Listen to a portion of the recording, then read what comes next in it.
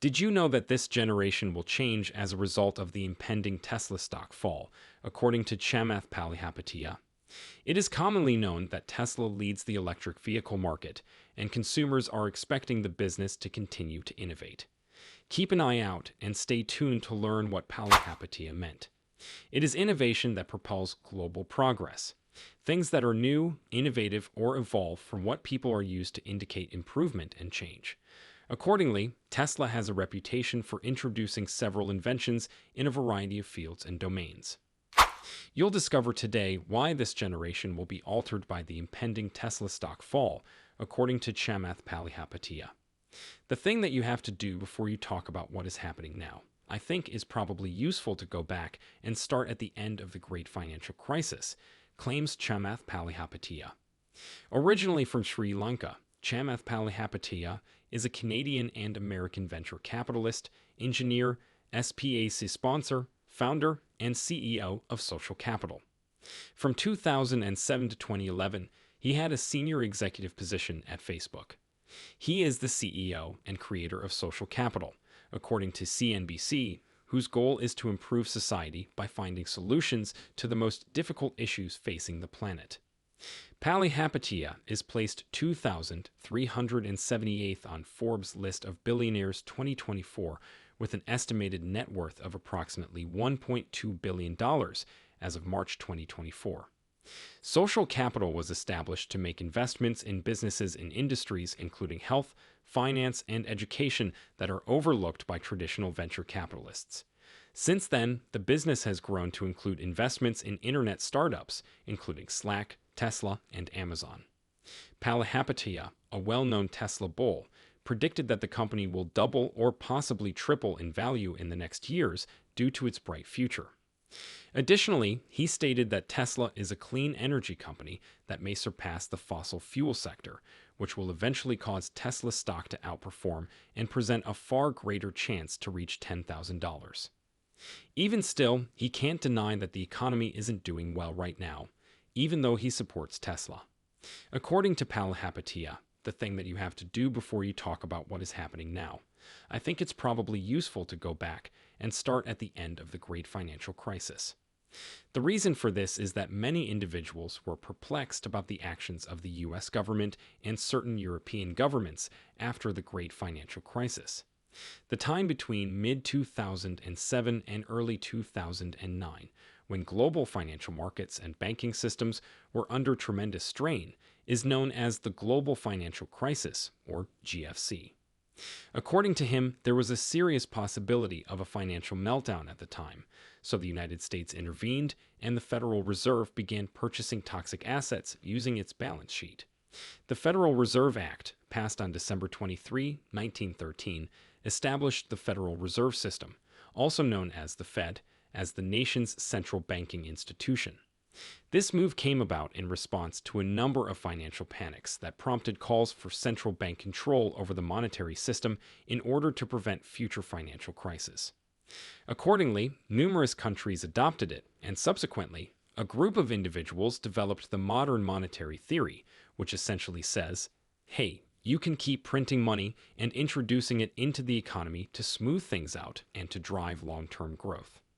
Modern monetary theory, also known as modern money theory, MMT, is a heterodox macroeconomic theory that, by definition, views the currency as a public monopoly and views unemployment as proof that the owner of the currency is unduly restricting the availability of the financial assets required to meet savings goals and pay taxes. According to this idea, concerns over growing debt should not be used as a reason to limit government spending. It appears that a number of public servants were duped by it. Nevertheless, MMT ignores the distributional effects and opportunity cost of the central bank's monetization of deficits, such as how it affects asset values, which could have an impact on the economy's supply and demand sides, as well as the inflation constraint. In 2022, or 14 years later, governments globally printed between $30 and $35 trillion worth of money that never should have been in the system. Therefore, it's important to keep in mind that although we've been discussing recession and inflation for the past 6 or 8 months, we haven't always been hiding the reality of supply and demand. In actuality, we have been doing it since 2008. Simply put, it has been accumulating throughout the system. Do you believe that buying Tesla stock now is worthwhile? Post your ideas in the space provided for comments below. Palihapitiya contends that in order to have a true economic balance, individuals must come to the realization that all of that money must ultimately be destroyed. In the absence of the government misusing funds to attempt to prop up things that shouldn't be propped up, purchase votes, or participate in any of the other grifts these people have committed over the past 15 years, he said, what is true supply and true demand must be undone. That is the background, he said. According to Palihapitiya, $30 trillion is roughly half of a year's worth of global GDP, or $85 trillion in world GDP, if you take that amount out of the global economy. Instead of reintroducing fresh money, he suggested that it will take around 3 years of the slow, careful draining down of money. He remarked that regardless of whether or not we are in a recession, it appears like we are at the start of something that will be protracted. That's just the bear market that we are currently experiencing. Palihapitiya predicts that the Consumer Price Index, CPI, will likely remain extremely low over the next 3 to 5 months. It was mentioned by him that a few parts have completely vanished. Rent is the first and most likely the largest. Rent is due 3 months in advance. He said, we're going to reintroduce what the true owner's equivalent rent is into CPI so that we can already forecast that CPI going up. Russia is essentially attempting to break the Bank of Europe by interfering with their natural gas supplies at a price of $105 a barrel of oil. Moreover, the German Minister of Energy stated that in the event that it occurs, it might spread like Lehman Brothers. In terms of energy, Lehman Brothers Holdings Incorporated was a multinational financial services company that was established in 1847 and declared bankruptcy in 2008.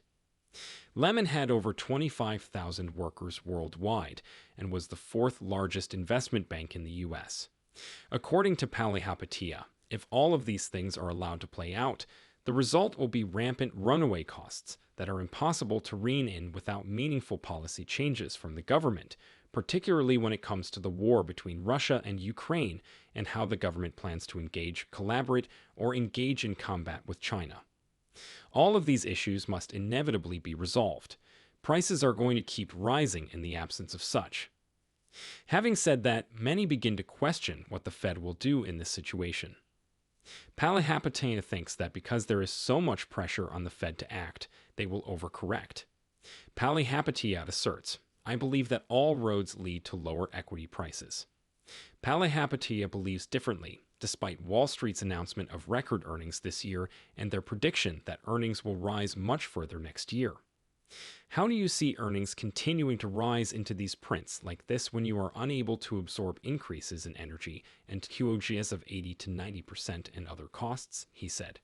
Because fewer people will have jobs and be able to purchase goods, you will need to sell fewer goods. Paula Hopkins feels that Wall Street is mistaken about that account, and that, in contrast to what Wall Street says, earnings will decline this year and undoubtedly the following year. He stated, I think what probably happens is the entire world of equities needs to get repriced at a lower price. Even said, it does not appear that a recession will have a major negative impact on Tesla stock prices. Compared to other automakers, Tesla's business is actually predicted to hold up far better. In the past, Tesla has projected delivery growth of more than 50% over a number of years, and this year it may reach 60% growth, suggesting that demand growth should continue even in the case of a slump. Furthermore, financial data suggests that this recession won't be particularly severe, with bank capitalization staying strong and family savings having increased since the pandemic. Check out our other videos on our channel for more information about Tesla stocks.